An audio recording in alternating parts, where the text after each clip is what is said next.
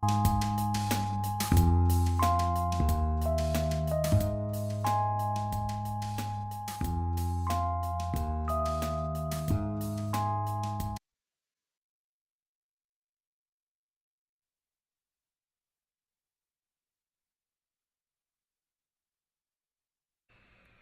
everybody. Welcome to the Truth Conversation this afternoon.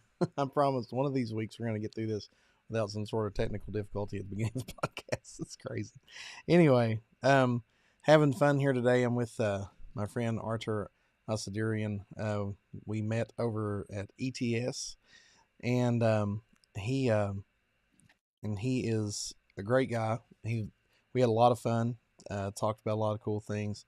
Got to hang out around the Riverwalk in San Antonio and had a great evening together and talked about apologetics and all things that are cool. And his testimony really intrigued me, and his educational background too. Master's degree in philosophy of religion and ethics from Talbot Seminary, and worked with students and done youth ministry and all kinds of things. And I'll let him tell his own story. But we're going to go ahead and bring my buddy Artur on here. And now, given that we've only met a couple of times in public, I want to make sure I'm saying your name correctly, brother. Oh man, yeah. It's funny. It's one of those things that always comes up, and it's one of those things that goes with my story. So my name, the Armenian language does not have the letter th, or sorry, not the letter, but the pronunciation. Right? In English, we put a t and an h together, and we go th. In Armenian, it's always a hard t, or sometimes it's a th, and it's an English name, but in Armenian, it's Artur.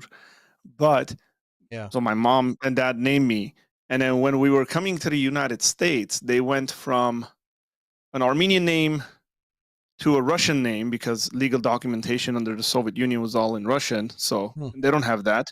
And then they went from that to English and just put a T and just forgot like that the name exists in English and there's an H in there.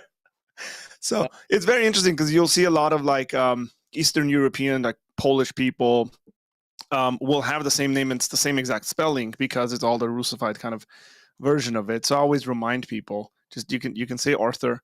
I'm not going to get, Well, I just know that when in that part of the world, in the European, I'm guessing what it just sounded like from that brief description is the Armenian language. Is it similar to Arabic in some ways?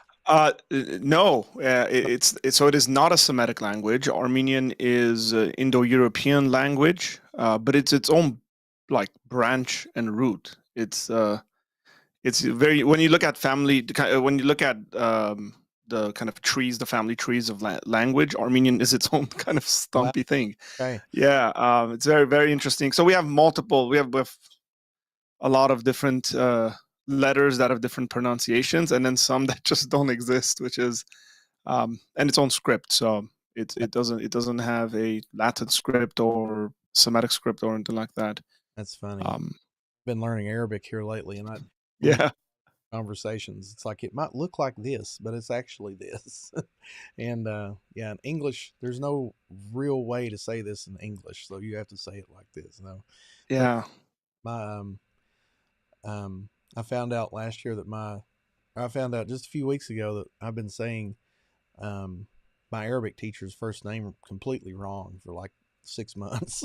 He was like, now that you've gotten this far in Arabic, you can pronounce my name right. And it's like Motaz. And I'm like, oh, because I've just been calling him Motaz for like he's like, no. Like Motaz. Like, oh man. Okay. Yeah, Arabic's tough. It's the little us from down here. I have a hard time with it. Right. So tell us. So say it again. Let's hear your first name one more time. Well, in Armenian it's Artur, but again, it's Arthur. I don't expect everyone except my mom. Everybody can say Arthur. She says Artur. So I'll just call you Art. Yeah, that's fine. I don't mind any one of those things. Okay. So so you've got some pretty cool academic background here. I was looking at BA in Biblical Studies from Life Pacific University. You've got the master's degree in philosophy of religion and ethics from Talbot, Mhm. which I'm going to be joining you next year. I'll be part of the Talbot family. Yeah, yeah, I saw that. I Yeah. saw that. Congrats. So yeah, gotta spread the love, man. So, and you've got a great YouTube channel. You've been working with Gen Z for a long time. You're an apologist. I mean, you're full time doing apologetics and Yeah. evangelism, and you're passionate about it. Um, regarding doing it online and in the digital world, which that's something we totally agree with, by the way. I'm looking forward to talking about that in a minute. I try to tell our students all the time, like, your Facebook is part of the Great Commission. Your Instagram, Mm, the Great Commission. Your amen. YouTube's part of the Great Commission. Like, there are people, I can almost guarantee there are people watching this broadcast right now in Africa. And I actually just looking at our friend Ashish on here. He's Mm, watching the dish. So yeah. it's like this is the world we live in now. So I'm really looking forward to seeing just seeing what's happening here. So um, yeah, but before we get to all that, you have a very interesting background, right? You're especially your family. So I just want you to share that story. You may want let let Americans know what was going on in Armenia because we have a Yeah. hard time on outside of these borders. My parents for some reason chose to do things in really complicated situations. Um, and so my parents were I'm Armenian ethnically, and so my family heritage actually goes back from Armenia, and then Armenians under the Persian king Shahbaz um, were taken to Iran in the 1600s, and my family was a part of that. And so they had been living in Iran for 400 some odd years, and so in the context of that, eventually my parents decided that they were going to move to Armenia. Now they were in Iran up till 1984, which is, they were in Iran during the Islamic Revolution, the Ayatollah coming to power. So I've heard. I was always interested in asking my parents and trying to find out about kind of what that was like and life under there. But the crazy thing was they chose to move from an Islamic republic that just went through a revolution to Armenia, just across the border. But this is Armenia under communism in the Soviet Union. So Armenia was one of the Soviet republics. And then they moved there in 1984, and then communism falls in, well, depending which one of the republics you're in, but anywhere from 89 to 91, 92. And so they went through that, and then we migrated to the States in the mid 90s. I was 11 years old. So, kind of the complications of that, ethnic minorities in Islamic countries. It's not Islamic from a certain perspective, Shia Islam. You'd know kind of about the Islamic distinctions, and then moving to a pretty hostile communist country, but the first Christian nation on earth as a national identity, which is again brings with it a bunch of complications as to how religion was in Armenia under communist times, under Soviet rule, what freedoms Armenians had and what freedoms they didn't. Um, and my family were nominal Christians. They weren't really um, Bible believing, Jesus following in the way that we would speak about it and understand it. Nominal cultural identity. So quite a bit of that brings all sorts of complications with it. Yeah, and that alone is an interesting topic because in America we're kind of privileged to be, for the most part, Americans are they don't fall under the um, governmental forms of Christianity. Like a lot of there's a lot of the world that does. And I was actually Mhm. at a lecture this morning, bright and early at 8 a.m. I'm taking courses with Center for Muslim Christian Studies at Oxford, and we were just one of them's um, contemporary issues in Muslim Christian dialogue. One of the lecturers brought out, we were talking about different ways of looking at Muhammad and the way Christianity works with Islam, and it was interesting to hear how Christian nations, which the government is Christian, interacts differently with Islam than non-Christian nations, where the government has not sanctioned Christianity as the official religion. So was that true? I mean, you may not have a lot of memory of it, but how did the Armenia as a Christian nation, how did it interact with? I'm sure there's a huge Muslim population, given Um, geographical location. yeah, it's very interesting because under communist times it was different. I mean, historically, it's kind of weird because um, Armenia was always stuck in between kind of the Persian Empire, the Roman Empire. I mean, again, it's a country that's been around and people that've been around for a long time. You go back all the way to the Assyrians, and Armenians are there, and there's conflicts there. But so one of the things that the Armenians did in 451, there was a major battle in 451 against the Persians, and it had to do with religion predominantly. And so the Armenians won their independence to remain a Christian nation. That is because Armenia accepted Christianity as a national religion in 301 AD, Hmm. and made it their official religion. And then so in the mid 400s, they fought this battle, this war over it, and then ended up gaining their independence. Hold on just a minute. You said they accepted Christianity in 301. Yeah, Wow, that was before Rome accepted Christianity. that's right. Yeah, Wow. yeah. Armenia is the first Christian nation as a national Yeah. identity. Yeah, it's Literally. 20. Wow. Yeah. Okay. Yeah, 20 some odd years before Nicaea. There's a quite a bit of amazing heritage there, like Armenian bishops being at Nicaea. And so the evangelization of Armenia goes this is a lot. There's quite a bit of tradition here, but within the Armenian kind of history, the evangelization of Armenia goes to Thaddeus and Bartholomew, Hmm. and so who passed through that region, who evangelized and died in that region.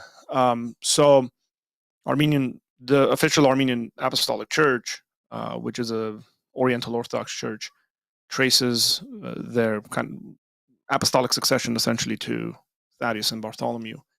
But like Christianity's been in the fabric of Armenia, even when you had Islamic kind of expansions post Muhammad into Armenia, and then that took on different forms, right? That took on Arab forms, that took on Persian forms, that took on Turkish forms, and these things all matter because the way you interacted and the way they treated you was very, very different. So under regions of Armenia that were taken over by the Ottomans, certain periods were a lot better, and some parts were pretty heinous. I mean, up to about 100 some odd years ago in 1915, there's a genocide of the Armenians that was committed at the hands of the Ottoman Turks. And so that's like all in the fabric, the DNA of almost any Armenian person you speak to is going to know these things and share these things. But again, those can't be separated. Kind of going to your question about, your kind of national ethnic identity and your religious identity. These things can't be separated because you're always reminded that, hey, our people group were killed because they were not Armenians, because if they converted to Islam, their lives would have been spared. Yeah. In Ottoman times. So it wasn't just that, and it was like Greeks were killed during that, and Assyrians were, and predominantly it was the Christianity that was at the center of it. But post that, when you get communism, kind of the Russian form of communism, right, the Soviet form taking over Armenia, they try to eradicate Christianity from Armenia. There's all sorts of very funny stuff that they did, even though I would say Armenia was probably one of the more freer of the republics, the Soviet republics. I've heard anything from KGB agents masquerading and infiltrating as priests in the church, to Mm. misteach and misguide people, propaganda that religion is for really old people and young people follow progress. I mean, you can find these propaganda posters online, and Yeah. they were all over the place.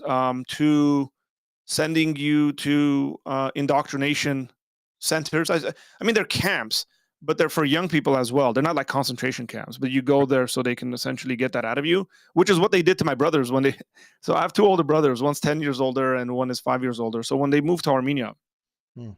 mind you, they come from a Muslim country, the Islamic Republic of Iran, who, as Armenians, there had quite a bit of freedom in regards to the way they practiced their faith, because it was like it was an accepted religion by the nation.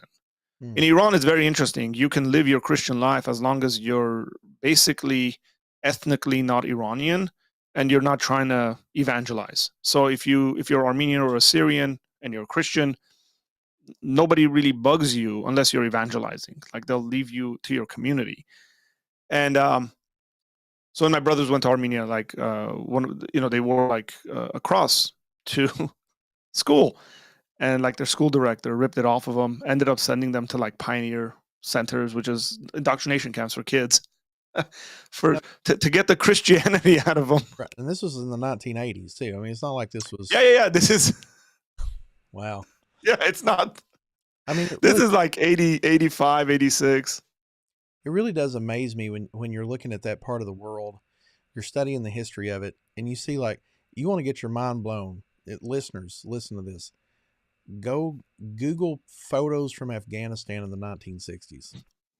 They look more updated in the 1960s than they do today. Like it, how much of these countries can turn upside down overnight in the Middle East is just wild to me.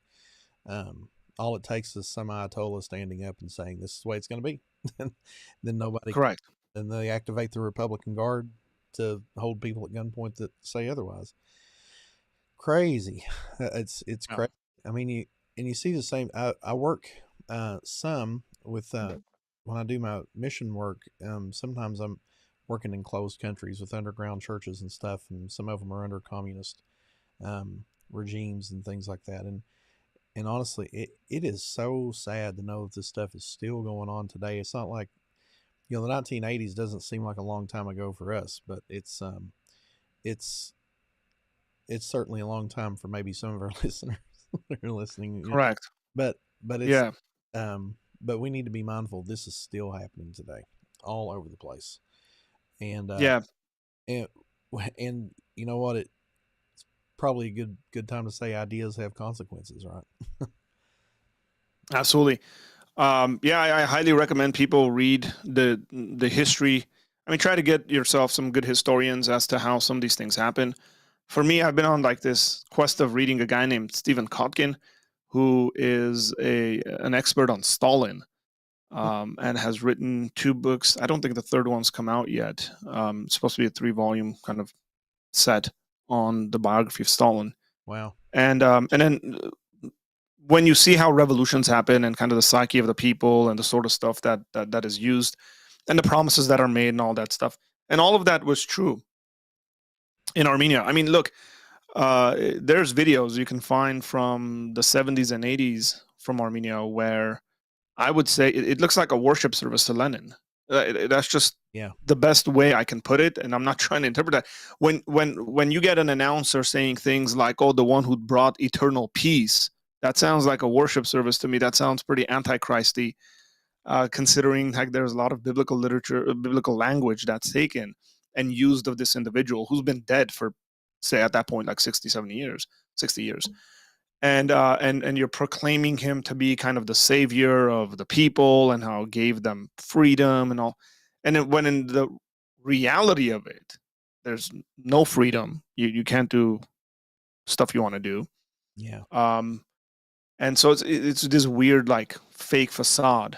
Yeah. So when people come out of that, I would just say, especially when it comes to evangelism, the way you do evangelism to someone, say, in the United States, is very different than the way you do evangelism to someone who's just migrated here from, say, Syria. Oh, sure. And you better find out what the ethnicity of that person is before you actually go in that direction, because just because they're from Syria doesn't mean they're Syrian, um, Right. ethnically, right? And so we need to listen better, I think, as people who are interested in doing evangelism. Apologetics for me is a tool to do evangelism. Yeah. It's not just, oh, we learned this and that and we can defeat arguments. That's secondary. We want to tell people. I think Augustine said it right. We tell people because we love people. That's just the bottom line. That's the reality of it. Right. And I think you and I share that heart that I told one of my professors here at HCU one time, said, what do you plan on doing with your degree? I said, well, with my master's of apologetics, I know one thing for sure. I'm getting a master's degree in really great sermon illustrations. I said, it really is powerful, and you've used it mightily. And I think your story, it just adds a lot of substance to what you're doing, because you've got this background that you can see the tide in which this culture is turning. I can remember working um, in an in a closed country one time. It was a communist country. I remember talking to somebody there, and they said, if communism or education is supplied, there's a roof over our head. We at least get food. We know where it's coming from. And he said, but then your dreams can never be realized. I said, what's your? Mm. He said, my dream. And he looked around, just almost like we were just sitting in a living room. I don't know what he's looking for. He looked around like he was afraid to say it. He said, my dream is to come to America. I was like, wow. Yeah. And you know, I think about those conversations and I see where our culture is going today. It just really puts a fire under me to say we absolutely need to complete the Great Commission in every sense of the wording of it, which is to go make disciples of every nation, baptize them in the name of Father, Son, and the Holy Spirit, and teach them all that I have commanded you. Yeah. And I think you're doing an awesome uh, job at that. You were talking about, before you were culturally a Christian, ethnically, Correct. but you didn't become a Christian until you were a teenager, right? Correct. Yeah. Um, I didn't become a Christian till it was just my 18th birthday. So I graduated when I was 17. I graduated high school when I was 17. But it started sort of, now I know how to define it, but just sleepless nights of asking questions about existence and what the meaning of life is, when I was a junior in high school. And I wasn't the best of students, I should say. But it would bug me kind of, what's the purpose of life? Is there a purpose to life? What does that mean practically for the way I'm going to live my life? Um, and so this is, the early 2000s. And what ended up happening was, in the search of this and the kind of thinking and processing through this, 9/11 happened, and that immediately put Islam on the map of, like, the American psyche. It was sort of everywhere. And so I started paying close attention to that. And so I started researching it secretly because of my, obviously. I mean, imagine in the Armenian context, if you go to your parents, you say something like, "Hey, I'm considering becoming a Muslim," like they'll lose their minds. Rightly so, because of what they've seen in regards to Armenian history with Islam and Armenian Christian history with Islam. And so I was secretly doing this. I started reading the Quran, started kind of, but what was attracting me to it, it was very interesting because I don't really met really religious people, in the sense of seriously religious. Almost everything around me was pretty nominal. And if there were real Christians around me, they were kind of like secretive about it in a weird sense, and not really publicly spoke about it. And in the excitement and searching after these things, I met some friends in high school who invited me to a church, and I went, and then I ended up going to, like, one of those big evangelistic crusades, and that was like my first interaction with Protestants, and it was weird, man. I was like, what did I get myself into? And immediately, because I had no kind of connection to it, like I didn't know how to place it, my thought pattern was like, man, these guys are like Jehovah's Witnesses. Like that I knew. And I knew like I can't be that because it, it's a cult. Like that's all I knew about it. But I was given a New Testament at that gathering. This was a Greg Laurie Harvest Crusade. And I was given a New Testament, and I have a New Testament, went home. I read the Gospel of Matthew that night, and it just revolutionized my life. Just really, really changed me because it was very different from all the other stuff I'd been reading. And I wasn't just reading the Quran, I was trying to read Eastern texts and just like searching for religion and God in all these places. And there was something different. I can't really put my finger on it. Like, well, I couldn't at the time. I can now. Like experientially speaking, I was like, man, this makes a lot more sense than everything else I'm reading. It's a lot more kind of concise and consistent. And then so I started going to church. That was probably like August. Ended up hearing the gospel, like very plainly explained to me that I'm a sinner and Jesus died for my sins, and that I can give my life to him and follow him.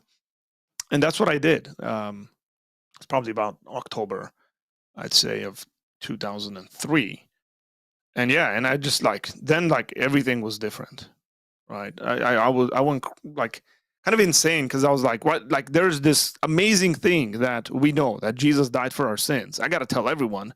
And I would go and tell like family members and other people, and they would look at me like I'm stupid and be like, yeah, like we know this. And I was like, wait, you guys knew this stuff and didn't tell me? Why are you keeping a secret? And so that really bugged me, that I knew that there were Christians around me that for one reason or another didn't feel comfortable enough to share this amazing news with me. And there was just a passion and a fire under me that I had to share with people what God had done for us. So I started doing that on the streets. I started doing that everywhere I could get like any kind of people to listen to me. And I realized that people actually want to talk about this stuff with me. And so that's sort of where it started. You were in California at the time too, right? Yeah, I'm still in California. Yeah. Yeah, right. So the streets were what, L.A.? Yep. Yeah. So we, I mean, the first time I ever did street evangelism was in Pasadena. I became friends with a couple of guys that had been doing street evangelism for a long time all across the nation. And I think they did it in all the right ways, because you can do street ministry in all the wrong ways. Oh, And I'm pretty sure we've seen a lot of that stuff on the internet. what's But what's a wrong way? Can I put you on the spot there? Because yeah, I've seen. yelling at people and telling them they're stupid, Yep. probably not the way you want to do it, right? Yep. So the way I like these guys that did it was they would get a crowd, and then the goal of it was not to have a crowd, but there was people. Obviously, we would go there as a group, and then we would go and engage people personally and have conversations. Even the guy that was speaking, kind of open air preaching, it was a dialogue with the crowd. Okay. And so So he would encourage a dialogue like that. you guys were Um, around the crowd, kind of like infiltrating the crowd and like talking correct. conversation. Yeah, I've heard Yeah. that method. It works really well. Yeah, I've heard. Yeah, I About, like that because there are some people that are uncomfortable in front of crowds, or it's weird when you stand up on the streets and you start talking. It could be that you end up getting like 100 people interacting with you, or it could be that you're talking for like 30 minutes and nobody cares. yeah. But I realized my favorite way of doing that was on college campuses, Hmm. like, or in front of high schools. That like, because people are there to learn, and you're bringing about an idea, and people want to have dialogues with that and about that. And so I really enjoyed that. And I realized I just enjoy ministry, and so I went to Bible college, and studied. I mean, I went to Bible college to study biblical studies. I got a minor in education because I wanted to teach history at a high school level, and then through the process of that, I realized it's probably not what I want to do. And then I got introduced. To Christian apologists. I read "Love Your God with All Your Mind" by J.P. Moreland when I was in Bible college, and it really, really changed my life. And then one of my professors said, "Hey, these guys teach, like Bill Craig and JP and stuff, teach like here near," and I was like, "No way!" And so I actually had a professor at the time who I was TAing for, and he was at Talbot. He had finished philosophy and then finishing up a spiritual formation degree, and he told me, "Are you sure you want to go study philosophy?" And I was like, "Yeah." He was like, "Why don't you like think about it for a year?" And I took his advice. I took a year off. I did ministry for a year. Got into full time pastoral ministry, working with young adults. And then after that year, I was like, "Yeah, I still want to study this." So I ended up going to Talbot and doing that and doing ministry at the same time. It's just always been a part of, I guess, my makeup of doing ministry. Yeah. Apologetics has just always been there, and I don't know. I don't know how we can do ministry without having that involved in it, right? Because Well, I think ministry without it doesn't have a lot of substance.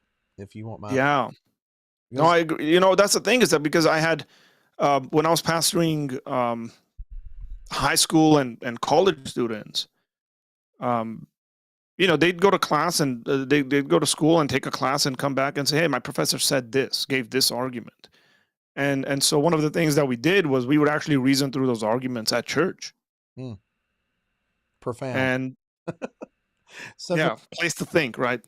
Yeah, it's. I mean, this is going to trigger somebody out there, but some of the way I used to do youth group back in Little Jackson, Kentucky, man. There are a lot of smart people in Jackson, Kentucky. Best compliment I've ever gotten out of one of my teenagers was she she walked out of a youth group. We did like a Socratic dialogue that day, and I'll tell you what it was in just a second. She walked out. She said, "You know what? Pastor Bill, I learned more in youth group than I do all week in school." I was like, "Oh, well, I'm doing something." You know what we did that day? We looked at a Prager University 5-minute video on the welfare state and things like that, which is a big deal in Eastern Kentucky.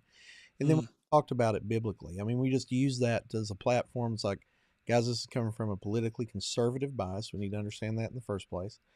But let's think about this, and let's not take this video as gospel. But let's say, like, now, what would the Bible say about this, and what kind of yeah, ethics can we apply here? And I'll never forget that that's girl turning around, walking. it's funny. I have a story like that with one of my youth who was a first or second semester college student, and he was taking a philosophy class, and so we'd gone through like all. I got an idea from one of my professors at Talbot, Doug Guyvit, and the idea was essentially to sit kids in a circle and have a conversation. He'd done that when he was like youth pastoring, and I was like, I like that. So I essentially invited my youth and told them to bring their friends, and we called it circular reasoning. And so I would show completely unprepared for it, and I would say, okay, you guys bring the questions, and I would let them obviously, like, I would facilitate the dialogue. I wasn't like there just to answer their questions. It's like, okay, what do you think about this? What do you think about this?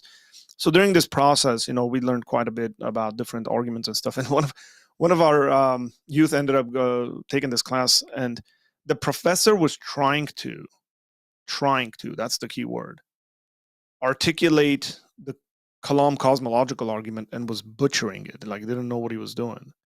And this student raised his hand. He said, "Professor, can I give it a try?" And he was like, "Sure." And so he formulated the argument and then gave the reasons for the argument. And he'd learned all that stuff in church That's great. or through church, like, right? Like, he got introduced to these people and started reading their material. And when he came and told me that, he's like, "Man, like, I just gave a presentation on the Kalam cosmological argument in front of my philosophy class because my professor couldn't do it." I was like, "Yes, like that's what it looks like. That's what it looks like, That living your life for Jesus in the context that you're in." were you guys reading On Guard? We weren't. I didn't really have the kids reading stuff like that. What we would do is we would bring in different arguments and conversations and then just go through them and break Okay. them down and look at like counter arguments against them. Hmm. And yeah, I mean, and the cool thing is, like, once you introduce these things to younger people, the ones that are really interested and want to go, then they'll go, "Hey, where can I get something more in depth?" And then then we Yeah. give them On Guard or Reasonable Faith or whatever else book we want to throw their way. But again, I love hearing that. oh, I went to class and had a professor say this, but Right. I already know what the response to that is because we went through that at church. Well, and our students want that. You know, our disciples want that. They want a faith that has explanatory power to it. And Christianity, if there is a faith out there that has explanatory power, it's Oh, Christianity. I meant to that. And yeah, I mean, the whole thing is based. Well, you're a history guy. I am too. I love the fact that our faith is based upon a moment in history Mm.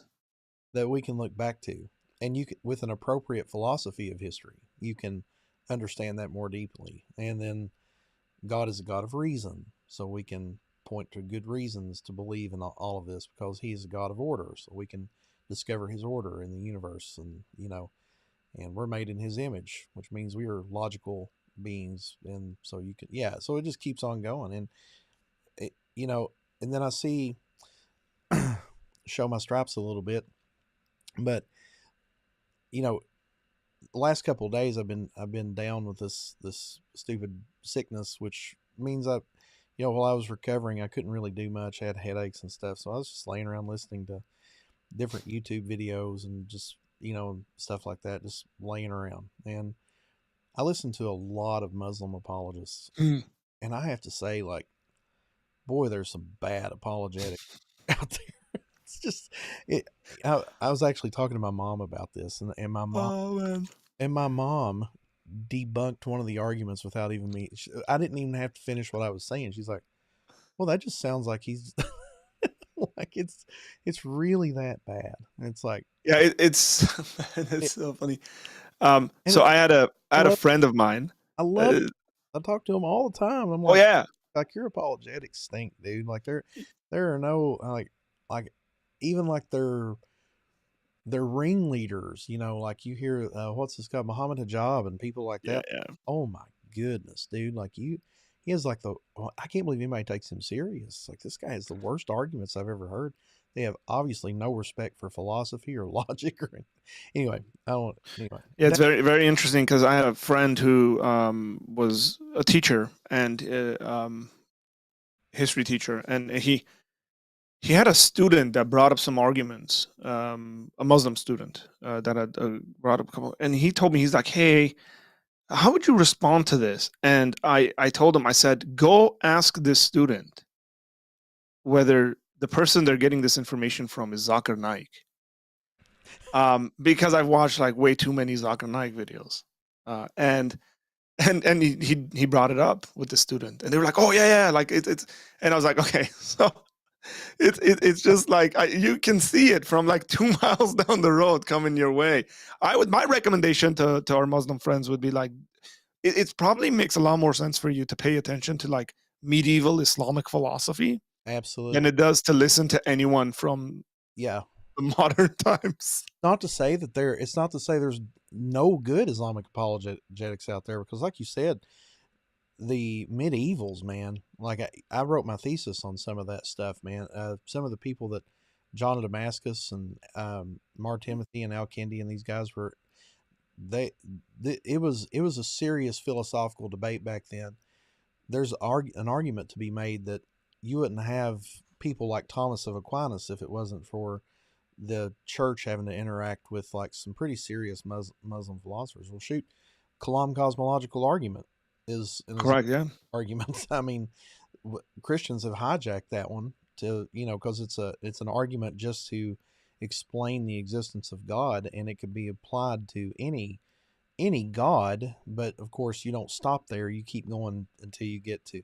For me, I like to start with the Kalam and then end up with the resurrection. I think that's just like Yeah. the 1-2 punch. But um, you have to get to Jesus eventually. But even the Kalam was a Islamic argument. So I'm not dissing the Islamic tradition. I am ready to diss though. I've actually become pretty inflamed in the last 3 days sitting there listening to these things, listening to these Islamic apologists saying like, "Man, I'm just ready to bring some of them on their YouTube channel and prove to them that I could be a better apologist for Islam than most of them could." And I'm not. I don't consider myself some great apologist. I'm just like, Yeah. gosh, like Yeah. it's Um, I was having a conversation with some friends actually on during my stream yesterday, And I do my YouTube stuff a bit differently than the way other folks who do apologetics do it. So I will live stream. So I was on yesterday for like 3.5 hours, and people call in or write, and so I'll answer questions. It's very, I would say, just like conversational. It's essentially doing street preaching in front of a camera, is the way I see it. But in the midst of these conversations that we're going through, you want to be like understandable. You want to be caring, because I think some of it has to do with our cultural like negatives as to the way we do it. And again, whether it's some Christian guys doing apologetics, whether it's like political discourse, whether it is Muslims doing apologetics, like some of that is just the negativity of our culture, and then the internet, what I would say, rewarding bad behavior. So Mm. we all know like thumbnails and titles that are clickbaity, and if I made a video and it was just like a normal dialogue I had with a Muslim friend, but the thumbnail and the title said something like "Christian destroys Muslim," whatever, Yeah. like that gets rewarded, and I I don't like that. I don't like doing it like that, because our commitment is to Jesus before it is to the algorithm. Yeah. Um, and one of the things I've realized is that people appreciate that quite a bit. People appreciate like having atheists on and having a normal dialogue without trying to hijack that and make them kind of a poster board for your platform or something like that. Like actually caring for people. And I've realized that my conversations with like on YouTube have gone from YouTube to a platform called Discord. So we have a community on Discord where people interact, to like personal conversations I've had with people all across the world, just talking about Jesus, and I just keep hearing it from people like, Yeah. man, I appreciate that these conversations are just being normal. They're secretive when they need to be secretive, meaning private, Yeah. because not everything needs to be on the internet. When people are making serious decisions in their lives, let's just say somebody is a Muslim and decides to become a Christian through the ministry that we're doing, why would you plaster their face all over the internet? Because like, just you can keep that private, because number Right. one, let that person grow. Let give them privacy to grow in their faith, their newfound faith, before they become a poster boy for anything. Right. And so again, I would say we need to kind of, maybe this is a bit cliche, but like humanize the way we do the way we do evangelism in the digital age, because like you said, we are, we're sitting in the United States, different parts of the United States, and we got people. I'm looking at the Facebook thing, it's on my left, and we got people from Kenya. We Yeah. got people from Bangladesh, um, and so like my audience, I've gotten on phone calls with people from Australia, people from England, Canada, Right. some African nations, and it just gives us access, right? It gives us access to Yeah. at least anybody who's English speaking, if they know the language. Even better Uh, when, like for me, I like to take it not just on here, but I love nothing better than to go over to these countries and do apologetics training and stuff like that. mm, And like my buddy Bishop Patrick, Wafula Mauricia, what you're seeing on there, he's this dude. Like I'm gonna give a shout out to Bishop Patrick real quick. I work pretty closely with him from Mombasa. This man manages like 69 churches, and he's like wow. in his 60s, I think, and he is just on fire for Jesus. Like the moment that you show up in Mombasa, it's just pure love from this guy, and I think that's so awesome that we live like I get to go see him pretty much every summer now is when I'm going to be, Mm, and I get to see him, but like in person once a year, but also they get the benefit of doing ministry with us on YouTube, things like that too, and just discipling. I'm discipling some guys from Nigeria right now. Really, that we're all discipling one another. It's kind of a like some of these guys have been doing apologetics longer than I have. It's pretty awesome, honestly. Got a guy on there that's read Philosophical Foundations of Christian Worldview. I'm sure 2 or 3 times. He reads it every year. oh gosh. So it's like, Well yeah, done.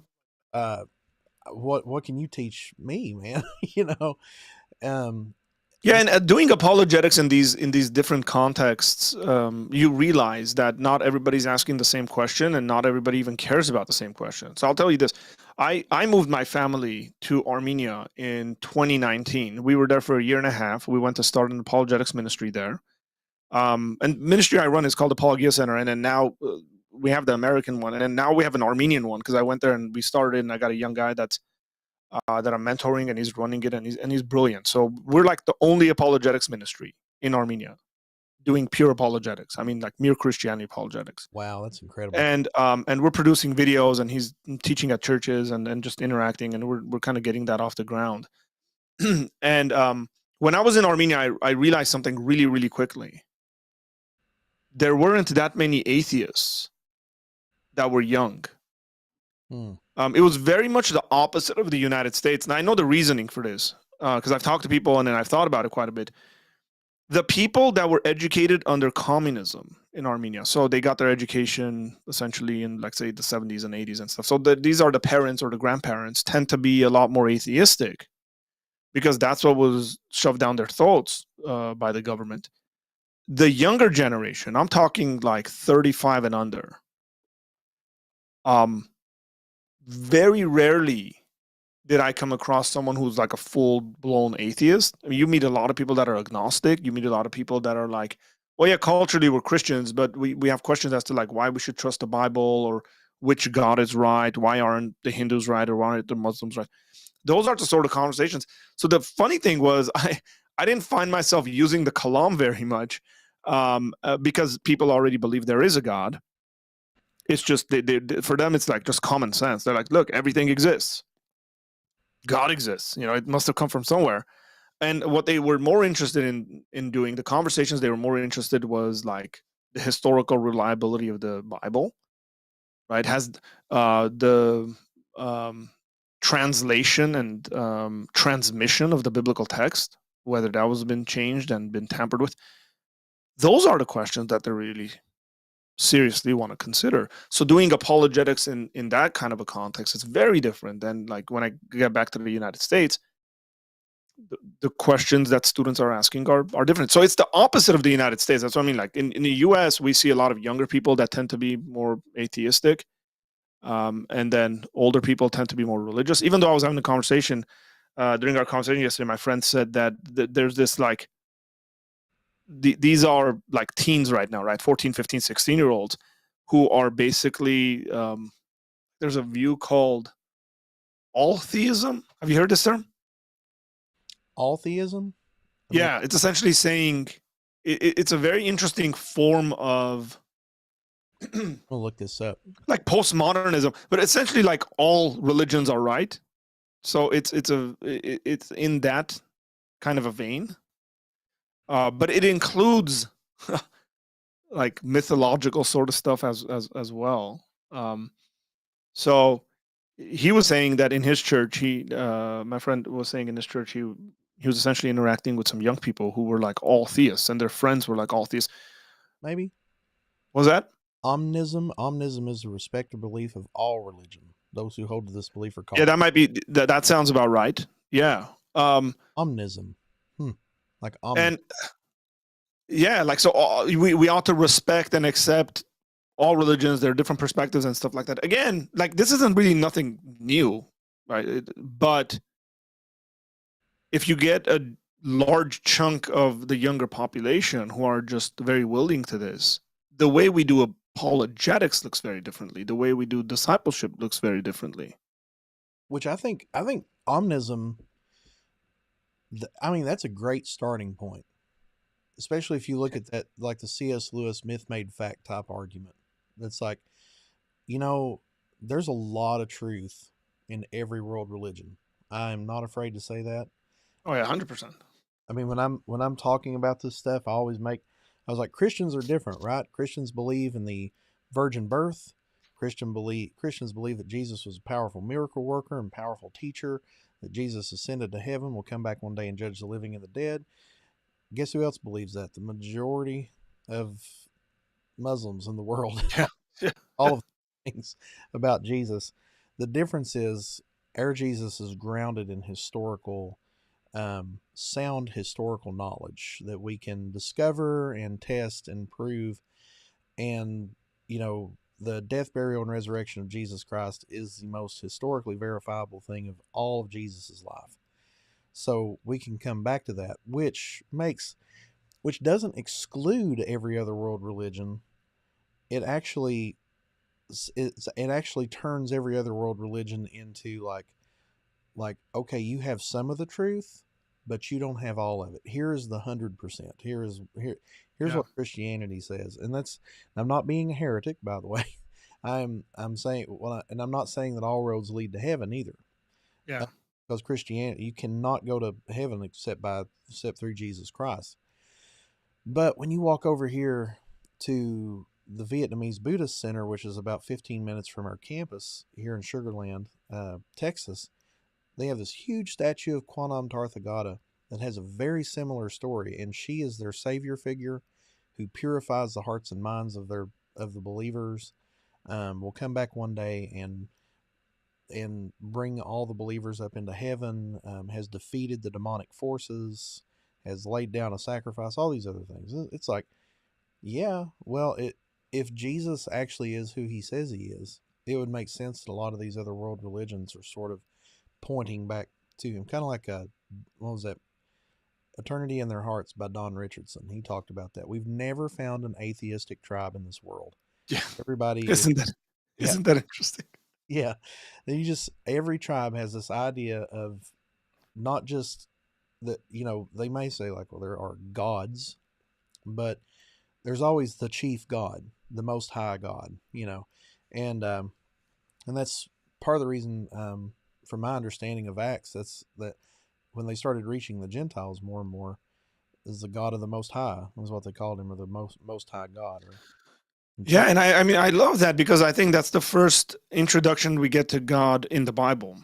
And so when you read Genesis, like who is this God? I mean, you're not really given much detail other than the fact that he is the creator of the heavens and the earth.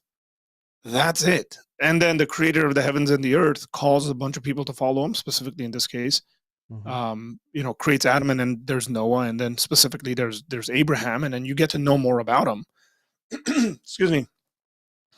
You actually see the language in Genesis change and go back and forth in regards to God being just like generally referred to as the creator God, um, versus named Yahweh. And specifically, again, this is the idea where Moses is confronted by God and says, "Hey, who should I tell people sent me?" It's like, "Well, tell them the God of your forefathers, Abraham, Isaac, and Jacob sent you. I am sent you," right? Mm-hmm.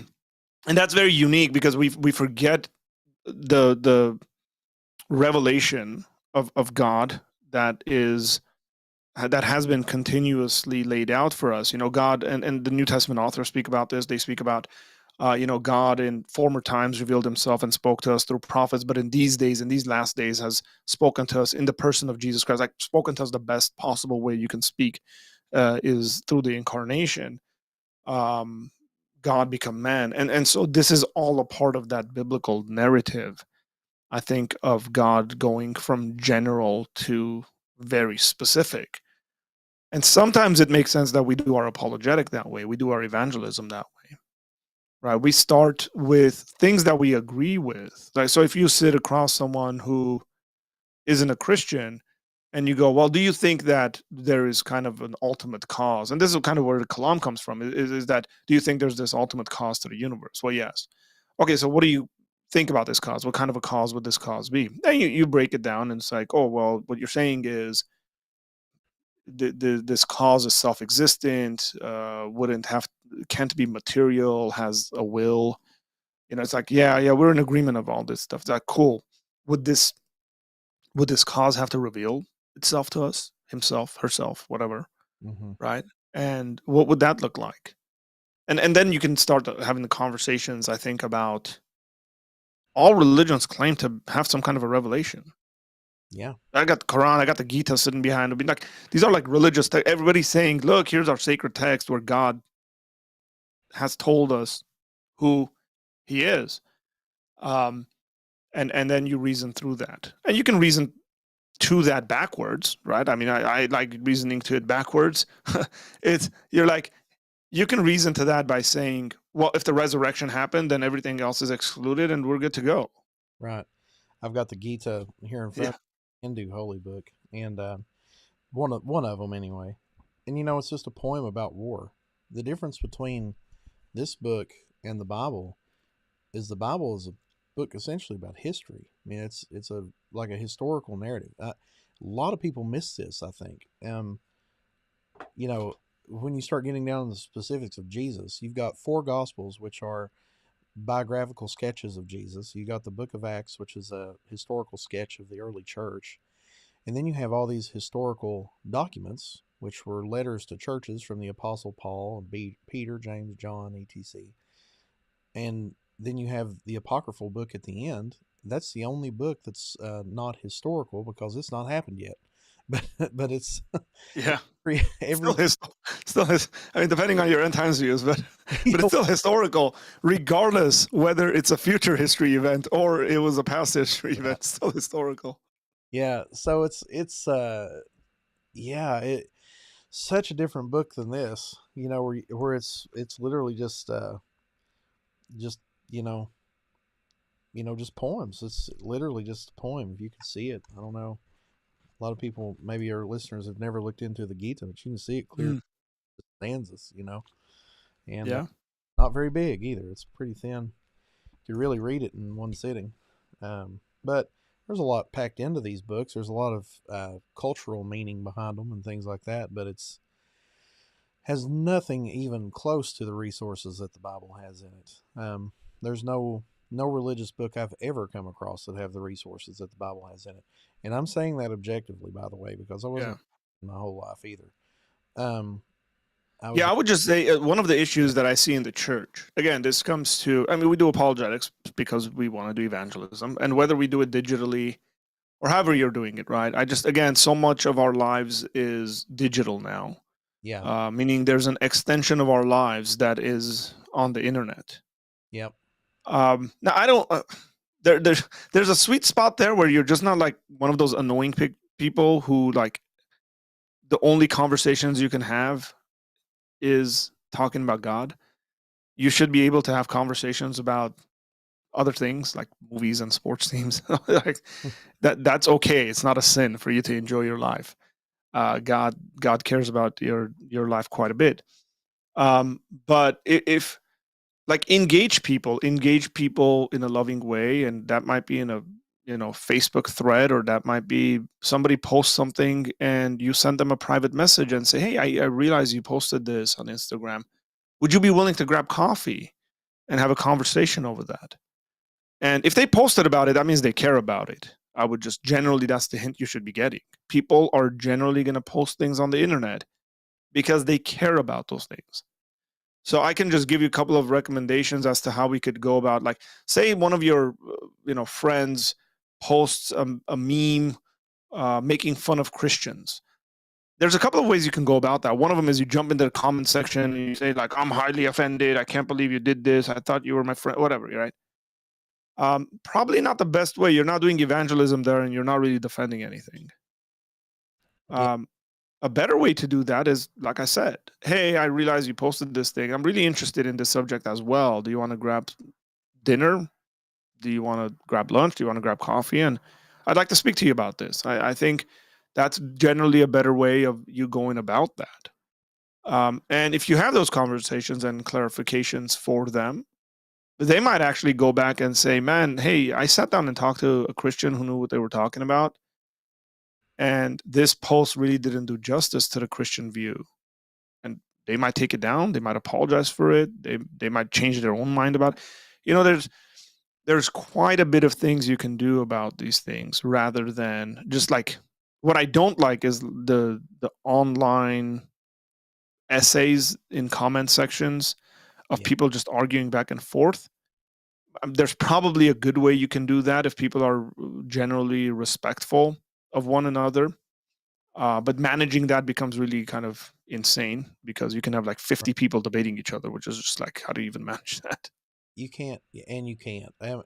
You know, I've learned a long time ago that I am not a keyboard warrior. I want to say I've just kind of outgrown that. I don't really care. Um, Mm. in proving I'm right on a Facebook wall, I feel like I've got the training to do it. I feel like it's like Yeah. I've got a master's in apologetics, an undergrad in biblical studies, pastored for years. I mean, uh, you know, got a background that I could easily do that. But I've just turned that switch off. I'm more interested in winning people than I am arguments. And when you get into that Facebook war stuff, Instagram threads, the new ones threads, Twitter, you know, like it's It's unbelievable. chaos. But like think about our culture and the way it's going into, right? So a But number of years ago, YouTube, I have friends who have very, very successful YouTube channels, right? And even years ago, and I'm not even talking just in the like Christian space, just. And I remember talking to a young girl who had like a beauty blog thing, yeah, and I was interested in doing social media and from a Christian perspective, I'd be like, okay, like what would you recommend? And she would say, your video should be like 3 to 5 minutes long. Like anything beyond that, like people just don't watch. And then I saw this complete shift happen where everything has gone long form. So people are listening to 3.5 hour podcasts. Like Joe Rogan, arguably the most influential podcaster on the planet. Insane deals, insane money, insane ads, and the people that he has. People actually sit down and listen to Joe Rogan have a conversation for 2 hours, 3 hours. And so that's changed, which means people are interested in seeing other people have dialogue about important matters. And it helps that if one of those people or both of those people have some kind of an understanding and are experts in those areas. And so again, instead of uh, this is partly why I like the whole streaming aspect of it and having people call in and have a dialogue mm-hmm. instead of having an argument, just typing essays back and forth, Bob, sitting down and talking to people. we're going to do that here in just a second. So if anybody out there wants to call in, please do. Anyway, Yeah. go ahead. Yeah, and so I think people will pay attention to that. They'll listen to that, and you can probably create some kind of a mix of them if you're interested in doing what digital evangelism, or just in your personal life. You can always use the digital stuff as a springboard to have normal human sit downs with people, and engage in a conversation about Jesus. Yeah, I think that's really important as you said, like you said it earlier. Um, you got to listen to people. You got to listen to what people are saying. And like it's like I saw somebody commented on the YouTube channel that it's the us versus them attitude. It's just bad. And yeah, we shouldn't be like that. I have a saying that I'm popularizing right now. Almost every talk that I give, I bring this one saying up. Like, we need to remember when we're doing apologetics, when we're discussing theology, anything that has become politicized um, automatically becomes polarized. That's Mm. just the way it is, and we have to be mindful of that. I've been asked here lately to come speak at a classical Christian school local to the Houston area about LGBTQ issues. And I don't like to say, when I go speak about this stuff, I'm not speaking about LGBTQ apologetics and polemics. It's not what I want. Yeah. I want to have a conversation, and I want to help people if I can, to think about this, because there's a lot of, and I'm not specifically talking about people in the LGBTQ spectrum. I'm talking about people that have friends and family members, and that Mm. are asking these questions like, should Christians attend gay marriages, and how do I talk to my son? And I just spoke about this last Sunday at a church here in Houston, and two people walked up to me afterwards with tears in their eyes, talking about how their family members have have said hurtful things to them that are, practicing homosexuals and want nothing to do with them anymore, and things like that. It's just, man, it's such a polarizing time. People are just waiting to be angry at something. So I tell people, like, there's two ways to put out a fire, right? You can pour water on top of it, and the coals are still smoldering. I mean, a fire can come back just by pouring water on top of it. There's still smoke rising. Mm, But the harder way to do it is actually take the coals out one by one out from underneath the fire and bury them in the dirt. mm. Prefer that second method. Take the coals out one by one and bury them in the dirt, because you can guarantee that fire is not coming back if you take the coals out from under the fire. So, yeah, like you said, it takes patience, but that's part of the fruit of the spirit, right? Love, joy, peace, patience. Yeah. Well, that's evangelism. If you're going to do evangelism, it requires quite a bit of patience. Absolutely. Um, and that's very much like God, because God is patient with us, and will be patient till folks come to know Him. Nothing's ugly Um, in evangelism. Like, it's, goes back to the street. yeah, and the thing is that you probably might never even see those people come to know Jesus. Somebody else might. Yeah. You might do a bunch of work, and then somebody else actually sees them come to know Jesus, and that's okay, because that's the way I think it ought to be. That's the way God's planned it to be. Some of us plant and some water, and God ultimately makes it grow, and glory to God. Yeah. As long as we're being faithful in what God's put in front of us. Um, I Mm, don't want to go. I want to comment on that kind of the us versus them attitude. So here's the way I would qualify that statement, if I can, is that it, let it be an us versus them attitude only when necessary. mm, Um, eh, to a certain extent, it will be an us versus them mentality. Like if I said Jesus died and resurrected from the dead, and a Muslim says no, he didn't. Let's just say by definition, that's a us versus them. Like this is our view, this is their view. But that's only because it's necessary. There's no other way to go about it. But yeah. like, if I make a us versus them kind of distinction over random stuff, like how I eat my food, um, or what I eat, and I just again, I think this is something the Bible actually has covered. This is something where Paul says, "Look, I become all things to all people, so that I may win some." So if that means I dress a certain way, if that means I eat certain things or don't eat certain things, or don't drink certain things, that's completely fine. I will do it for the sake of that person. And so in those situations, yeah, not an us versus them. Some things by definition is us versus them, is divisive. It's offensive. The gospel is offensive to those who are perishing, right? And so um, that's just going to come up. I don't try to kind of get rid of that or mitigate that. Yeah. I'll even start conversations with telling people, "Hey, there's some really big stuff we disagree about. Like, here's what they are.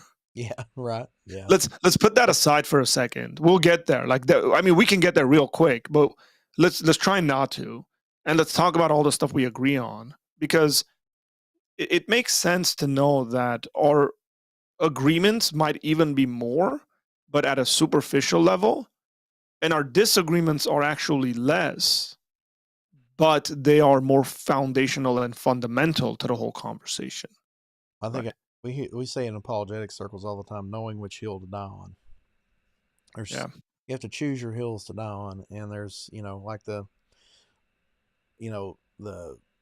resurrection of Jesus. That's a hill I'm going to die on. I yeah, cannot compromise on that. Sorry, it's like, you don't believe in that, then we've got problems. The Trinity is something I will not. I cannot compromise on that and maintain my faith.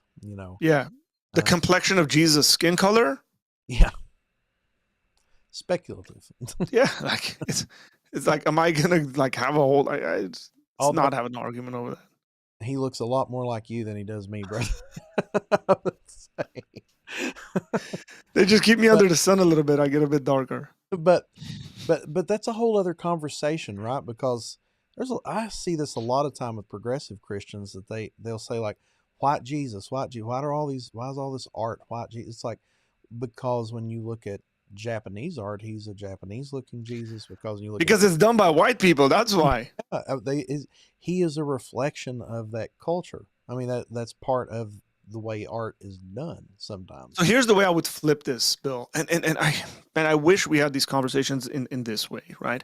Yeah, When somebody says, "Oh, look, white Jesus or black Jesus and stuff like that," and I go, I think people should have the complete freedom, like you were saying, whether it's in Japan or China or Middle East, yeah, um, to portray Jesus as they are, because that's exactly the message of the incarnation.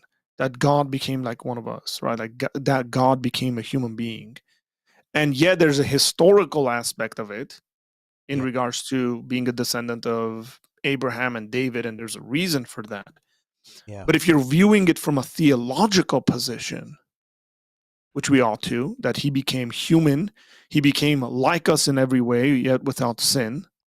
He became human with us so that he's the forerunner, he's our elder brother, he's our high priest. Like, these are theological concepts that the book of Hebrews puts in place, where we can do that. We're allowed to do that. yeah, And nobody gets offended. Nobody sits there and says, well, why is it that Jesus that's drawn by Europeans looks European? For the same exact reason why Jesus drawn by Middle Easterners looks Middle Eastern. yeah, It's the same reason. It's because these, especially these ancient things that we're looking at, is because people understood the message of the incarnation theologically very well. We start having conversations over like very superficial stuff, especially in the church, and start disagreeing with each other. hmm, Um, if we continue on that kind of a trajectory, what's going to happen is we're going to flip away from that, yeah, right? And say make Jesus, I don't know, looking more um, Jewish, yeah, which is always funny to me because, like even you saying he looks a lot more like me. Like, I have Armenian friends that are blonder than you could ever be, right, and green eyed than you could, like they're just really really white dudes. yep, um, true, and like genetically, it's just really funny because again, you'll meet Jewish people that are very very light skinned and not so very light skinned, and so, but then it's gonna flip in like 50 years. People are gonna be like, "Why is he so dark? Let's make him a bit more lighter." It's like, no, you're missing it, man. Like, yeah, if we shouldn't be having that conversation on that level, what we should be having the conversation over is how much God loves us, how much God loves it that He became like one of us, meaning human, right? yeah. Um, I think and it. let's talk about that. I think the limitation of it though is too. It's like that. It's okay. I mean, there's nothing blasphemous about imagining Jesus in different cultures. The As long as we can come back to at the end of the day, the Jesus of history was a Middle Easterner. I mean, he was right. He was Yeah. from Israel, born in Bethlehem, had Jewish parents. I mean, he would look quite a bit like Middle Easterners would today. Um, and I'm okay with that. That's thinking of But apologetics. that's the funny thing. I've never met anyone who hasn't been okay with that. Me either. Yeah, me either. But Right? Like, I've never met a yeah, white, like, I'll tell you this, as an outsider to like but American evangelicalism. Like, mm, I went to a Bible college yeah, where a vast majority were white. Like, right. just like 98%. Okay? I never had a professor, I never had a student. I never ever heard someone say, "No, he wasn't. He was really light." Like, we're going to this like, it And just doesn't exist. what you do run into though is that because of all the artwork surrounding Jesus and things, especially in African context apologetics, Mhm. studying more and more is not African American, continental Yes, yeah. African apologetics, is the idea that there's a resurgence in the old African paganism, the voodoo religions and things, Yes. to try to get back to what it means to be African and not have this colonial religion brought down on us. And Jesus is a white man's religion. And one of the most powerful apologetics to all of that is like Jesus is neither a white man's religion nor European, like any kind of European religion, nor is he an African religion, nor is Mhm. he Japanese religion. Jesus is God in the flesh, the Savior for all mankind, who, you know, revealed himself to mankind in the ancient Israeli context, whatever that looks like. So, which is so yeah, it's one of those things like the whole, you know, it's just cultural baggage is all we try to get through on some of that stuff. And Yeah, but that's the thing, and I think this are, and again, just going to the Bible because I think the Bible addresses these things. Where when Paul talks about how essentially the gospel is foolishness to some and a stumbling block to others, the qualifiers he puts there has to do with their national cultural identity, right? So he's a stumbling block to the Jews and he's foolishness to the Greeks. mm, Well, why is that? Well, because the Greeks and the Jews had certain preconceived notions about God and the gods and divinity, and Jesus kind of breaks those things down. you Like know, one of my favorite things when I talk to people who are from the African context and they're talking about that stuff, and that I think there's a resurgence in ancient paganism, generally speaking, because I've seen it in the Armenian context even. mm, Like they have this view of like pre-Christianity, we were great and our nation was amazing, and yeah, Christianity weakened us. Let's go back to this kind of similar thinking exists like throughout the board. Like I've told people that some of my favorite theologians that were church fathers, early church fathers, were from North Africa, and people just kind of get like Athanasius is one right, of my favorite theologians. Like he ain't white, man. Like and when you mention these things, and when people find out that Christianity is expanding in Ethiopia and in the African context, and there are actual bishops that are influential in the church from the continent of Africa. Um, yeah, People are shocked by it because they don't study those things. They think only within their kind of very narrow mm-hmm, frame of mind. And again, this is one of the things that really, at least in my context, benefits with me being Armenian. And I go, wait, hang on here, like we, our language, or not our language, our alphabet, the Armenian alphabet. I should have mentioned this earlier. The Armenian alphabet was created in the 400s AD by a guy named Mesrop Mashtots mm, to translate the Bible into Armenian. The first translation into the written language was a passage out of Proverbs, and he was a bishop. He was a priest. It came out of the church, and so again, we can talk about like Luther. Like, let's get the Bible into the language of the ordinary people. Like, that's a very European Western conversation happening in the Middle Ages, where some people groups and some cultures were doing this stuff like 1,000 years before that because they understood the importance of getting the Bible, the written word of God, into the language of the people so they can read it and understand it. And so whenever I bring these things up and say, hey, yeah, like I get it, but look, like before anyone in Europe, before America was ever even a thought in someone's mind, there's people all across the world that are pursuing after Jesus, loving his word, and they're like ethnically so diverse. And then you get a picture in the book of Revelation that talks about people from all different nations and tribes and languages. That's like as global and inclusive and unifying of a thing that you can possibly get. Um, yeah. And you see that quite a bit when you're working in the global South 1040 window mission stuff. Jesus knows no culture. I mean, he knows no. He is. I like the Malcolm God. He's a poet from England who he's also a Anglican priest. He writes some amazing poetry and gives some amazing talks on YouTube. And he has this amazing. How many times can I say amazing in one sentence? He has this awesome um, YouTube sermon. It's just 21 minutes long called I think it's called Christ in All Things. mm, And he makes a statement in there. He said, you know, whenever I think about I'm about to go lecture in a classroom, my best lectures are when I'm mindful that Jesus is already present in this classroom because he is in through all things, before all things. When I go and talk about Jesus in the public square, I know that he is already there. When, you know, and he was just talking about it in his context, but in my context, I apply it like when I hop on a plane and go across the globe to speak in front of a university in Kenya, God is already there. Jesus yeah. already there, preparing hearts. And then when I'm planning a trip like this summer, I'm looks like I'm going to Jordan, maybe. Jesus is already. Nice. Oh And yeah.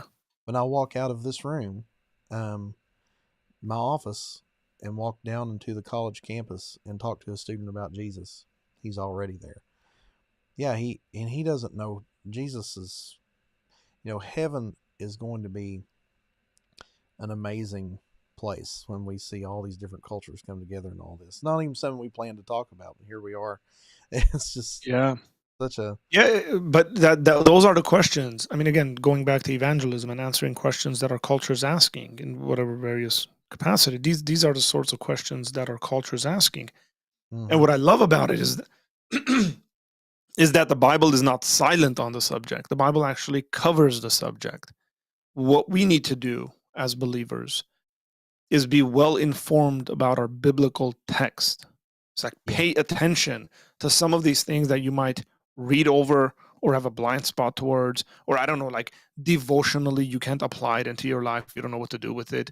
And so you kind of skip over it and you get into the parts where it's like, do this and do that. No, pay attention to some of these descriptive language that the Bible uses, the scenery that it gives. And then whenever somebody's asking a question of that sort, you tell them, "Hey, did you know that the Bible gives us an all-inclusive ethnic, like you don't lose your ethnic identity, yeah, right?" Like if we look at Eastern religions, if we're doing like these comparative things, in Eastern religion and philosophy, you kind of lose the I, you lose the personal identity, you become connected to this great one, yeah, um, and you're done. You essentially stop existing. Where in Christianity, not only does that not happen, but like we don't become um, anything other than what God has in His divine um, wisdom and sovereignty, right? Decided that we would be, and that gets that remains our linguistic identity, our cultural identity remains, and it remains in Christ. This is partly why we can make statements like there is no Jew or Gentile, slave or free, male or female in Christ. mm-hmm. That there is no doesn't mean you lose it and everybody becomes Jewish or Greek or something like that. It's not that. It's that it doesn't. It's not a deciding factor in being with Christ. Yeah, And that's just wonderful news. I think we can really share with the world because again, that's the question that people are asking. Those are the sorts of questions that young people are asking. They're very concerned about this. One of the cool things about the younger generation is they're very sensitive towards things that other people might have looked past, mm-hmm. and they're caring in that sense. And we got to come in there and say, yeah, we actually have good answers towards these questions. Yeah. They're you know that's what they're looking for, man. They're looking for answers, and they're asking global questions, and a lot of these things, like I was mentioning LGBT earlier, that's become a global issue overnight. Um, people in the global. I just signed up with Apologetics on Mission, which is an amazing group of guys that are reaching a lot of the global South with apologetics and training and so on. And during my interview, I asked them what was the biggest apologetic need in the in the global spectrum, like global missions, and without a doubt is LGBTQ. I understand Mm, understanding that. And it's like, gosh, it's hard to imagine like how quickly these ideas spread, and how quickly just average guys can be used, to try to help people think through the stuff that's coming at them in the world. It's amazing. yeah. A lot of work to Yeah, be. it's being prepared to answer them. And I think, again, that's what apologetics is at the end of the day. Yeah. The whole be prepared to give an answer for the hope that you have. It's the whole preparation process, Oh yeah. and it's going to look differently, and that's okay for it to look differently. I think predominantly Yeah. it's going to be reliant on what are people asking, and I see this really in the ministry of Paul because Paul, whenever he's dealing with his own countrymen, Jewish people, he goes into the synagogue. So where does he meet with them? In the places of the religious gathering. because he's going to have a religious conversation with them. Where does he reason with them from? Scripture, because that's a common source they already have. They already believe that. So, like, a very good positive version of this is Paul's interactions with the Bereans. Yeah. Right, they're going through his presentation, they're going through the text, reasoning through it, and trying to see whether what he's saying is right or wrong. But when you see Paul interacting with non-Jews, where is he? Marketplaces, right? So he's in the public sphere. Yeah. He's, we get one example of him, at least in Athens. He's at the Areopagus, Mars Hill, talking to philosophers, quoting philosophers, reasoning from a very general sense to a specific sense. And he wins some people over. Not everybody converts there, right? It says some of them, Converts. and some of them are pretty popular. Yeah. I mean, he converted Dionysius, which church tells us ended up being the Bishop of Athens, I think. Yeah. And yeah, so I mean, and that goes back to, I mean, that, like you said, Acts 17, when he's in Athens there, that's like his apologetic. That's like the quintessential apologetic sermon that you find in Acts. Like, everybody points to that one, and you see that pretty powerfully. The ministry of an apologist. I heard one apologist say years ago that the job of the apologist is to get somebody from, like, they're here, right, and then at the end of your talk, maybe they haven't went all the way over here and become a Christian, but they went from here to here, right, and Yeah. and then one more talk they might go from to there, so it's to get people closer to God. It's almost like God is using you to present people with very compelling general revelation, which gets them to the special revelation that will set them free, Yeah.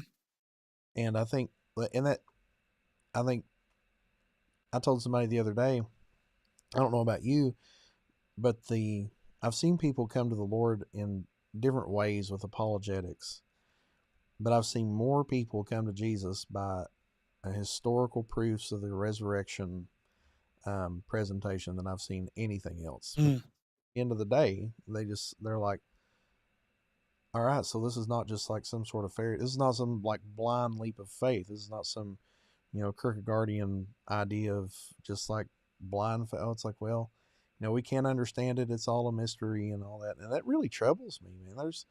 I hear there are certain degrees of our faith that are mysterious. Amen. Yeah. But at the same time, it's not as mysterious as people let on. It really troubles me when I hear somebody's default answer for, could you explain the Trinity to me? Oh, well, that's a mystery. We can't figure it. We don't know. It's like there's a lot of things you can say there. I just had that Yeah. conversation. Well, one of the things I like to kind of point out for people is something could be very hard for you to understand and a mystery to you, and that's okay. Yeah. But it could be the case that somebody else has answered this question and it's not as mysterious for them Yeah. because they have the tools to answer it. Right. Right. They know how to do what. So whatever, like I might look, I'm not a science guy at all by any stretch of the imagination. Like I might see someone doing something and I go, man, that's insane. That looks like magic to a certain extent, right? And then when you go talk to the expert and he's like, oh yeah, man, we like mix this and this and this and this here's like they have the tools to explain that. And it's the same thing when it comes to doing theology. I mean, some Christian might say, oh, this is a sort of a mystery, or I don't understand it. And it's great. That's fine. But if you have a way you can direct people, because some people want questions answered, they're not okay with it just being a mystery. And some people are okay with it being a mystery. If you can point someone in the direction of someone else who's actually answered that stuff, then you've done them a great service. And sometimes I think for me, it's like doing apologetics for me, it has been just pointing towards smarter people. Yeah. And it's like, yeah, that's a really good question, man. I'm not sure whether I have this, but I know this guy wrote a book on that. Here you go, right? Yeah. Like buy someone a book. It's very interesting. Recently, I had an interaction with someone from my YouTube channel, and he read Mere Christianity, and he came to me. He's like, man, he's like, I'm just blown away by the way C.S. Lewis answers these questions and gives reasons as to why we should care about him. Like, it was to a certain extent, I read Lewis a while ago, and I was like, dude, you got me so excited. So I started listening to it. I've been listening to Mere Christianity last couple of weeks because of that conversation I had with him and what that book did to him. I was like, hang on, I got to revisit this. And I'm just like, wow, he's so right. He's Yeah, absolutely right. C.S. Lewis is answering questions that I think in a very unique way, and there's a reason why people love Lewis, and in ways that a lot of Christians can't answer it and don't answer it. But at least I can say, here's C.S. Lewis. Like yeah. he fits your bill, you know. The moment I hear somebody say that C.S. Lewis is not a very good apologist, is the moment they lose 100% of their credit. Uh, It's like, yeah, well, they it's probably have some very specific narrow thing in mind. oh, I'm sure. Yeah, it's amazing how much imagination C.S. Lewis could pack into his apologetics, and I think it takes that sometimes. Like I think that's one of the things that attracts me to him, though, too, in a very strong way, is that I have a very artistic mind. You know, I was a musician. I am a musician Mm, still for 30 years. You know, played music, and I love just going to an art museum and looking around. You know, or watching a science fiction or fantasy. Like, you know, I like all of it. You know, I was raised with Star Wars, and Lord of the Rings, and all this stuff. I like it all, man. And yeah, so when I read Lewis, it's like, man, this guy's coming from a part of the brain that a lot of people don't approach this from. It's not just some sort of logical syllogism sort of thing. This is like he's taking you on a journey with him almost, and it takes maybe a special kind of mind to just get that. Because yeah, first time I read Mere Christianity, I was like, where is he going? Because it seems like he starts in one place and ends up in another. But yeah. yeah, What I love about Lewis is he'll say things like, "Well, here's this issue Christians divide over. I'm not that smart, and there's people who specialize in that. Go talk to them." But what I can say is that Jesus said this. Like it's that again. That's the yeah, refreshing aspect of it is that he knows what he knows and he knows what he doesn't know. yeah. And he goes, "Yeah, you know, I know there's Christians who disagree on this specific thing. He, That's okay. yeah, That's like you can become a Christian and then fall into like start disagreeing with whomever. But let's talk about the beginning stages. You know, too many times people get invited into our in family debates when they're not in the family. They're not Christians. I mean, why are it's like, oh, you guys have a different way of explaining. Yes, we do. But we all realize that's an in family debate, and you are not in the family, my guy. Like you're invited to become a part of the family. We'd love you to be a part of the family. come to Like, think, come on in. But you can't sit at the outside, right? Like you can't be outside. You're not even at the dinner table. You're not even that in the house. Like you're just somewhere on the streets yelling stuff in. And we frankly aren't really paying too much attention to you because we're having that conversation over dinner with our own friends. right, right. Well, cool stuff, man. Well, I mean, we've been at this an hour and a half. I'm sure we could keep going, Oh yeah. but I only, I only asked you for an hour and a half. We haven't had any call-ins. We've had a few comments, but this is one of those. Man, I'm sure. Looking forward to this comment section lighting up in the next few days. That's happened from time to time. Yeah. Getting this channel going. So, what's next for you, brother? What's up? How can people find you on the internet? Of course, you can find his. I need to update the description. Put your YouTube channel on the bottom of the description. I'll do that as soon as we get off here. But tell our people, like, you know, what we haven't really talked about is your apologetics ministry. You said it was in Armenia. I mean, Yeah. briefly touched on it, so maybe spend the last couple of minutes just talking about what you're doing, how somebody could support you if they wanted to support your work, anything like that. So, Yeah. So if they just look up Apologia Center, they can go to apologiacenter.com. That'll send them all to different places, whether that's Instagram or YouTube or the Facebook page. Um, and find us there. The information is pretty simple. Probably the best way to interact with me, like when I'm live and stuff like that, is through YouTube. I try to stream multiple times a week, and post different videos on that. Like I said, we have a ministry in Armenia. Again, unless you're Armenian, that's going to mean nothing to you. But because everything there is done in the Armenian language, developing a website for that. We're trying to create some partnerships specifically for Armenia and in Armenia with good apologetics ministries here in the U.S. Because we want to reach the world, and maybe in that context it's a bit different because it's a very um, kind of single ethnic country. Most of people in Armenia are Armenian, speak Armenian. And so it's very important to do that in that language. And it's not a very big country, so people aren't really thinking about it very much, but we want to be thinking about it. And so, yeah, we have for the Armenian language stuff, we have the YouTube, TikTok. Very interestingly, it's very, very active for that language. And then we're planning on translating articles. We've translated articles, and we actually translated 4 of Bill Craig's articles into Armenian, various arguments. That's on Reasonable Faith's website as well. So if you guys go to apologistcenter.com, you'll find all the information that you need to find. Awesome, brother. I'm glad to have you on here today, and we'll have to do it again soon. And Yeah, definitely. yeah, It's been a pleasure, man. Thank you. no, But I should say, I wish I had your accent. I wish I had your accent. Oh, Okay, we'll end with a quick story. I mean, seriously, this accent, it's a blessing and a curse. I've had ranging from people walking up to me after a church. One church service, I was actually did a sermon on Acts 17.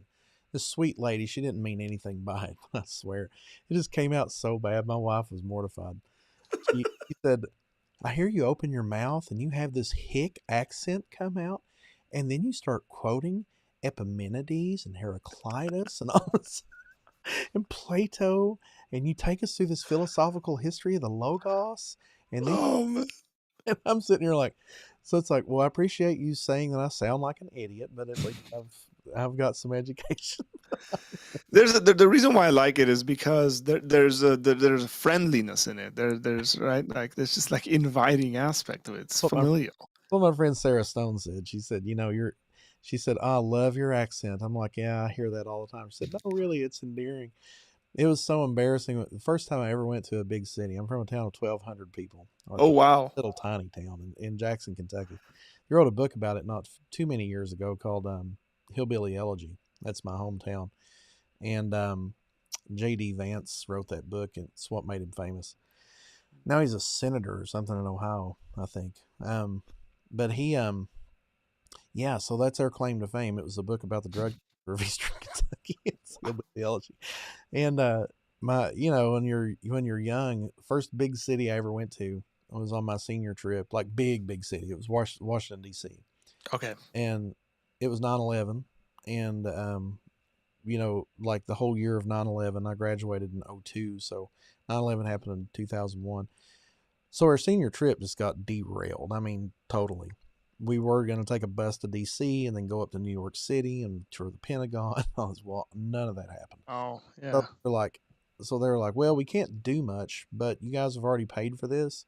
So what we're going to do is take an Amtrak into Washington, D.C." And they just basically turned us loose for a week. It was awesome. It was so cool. And like, I couldn't have had a better senior trip. We get on a train and go for a train ride for like 6.5, 7 hours through like Shenandoah Valley and stuff. It was gorgeous.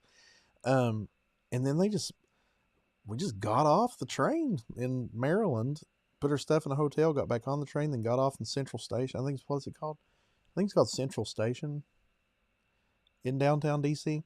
Anyway, we get off at Central and just walk around the Smithsonian, just wasting time looking around. I mean, I didn't even understand what I was looking at 18 years old. And I remember so many people made fun of my accent in DC. Like by the end of the week, my buddy Nathan and I, like we couldn't order a hot dog without people saying, "Oh, listen to your accent. That is so cute." I mean, it was getting so annoying.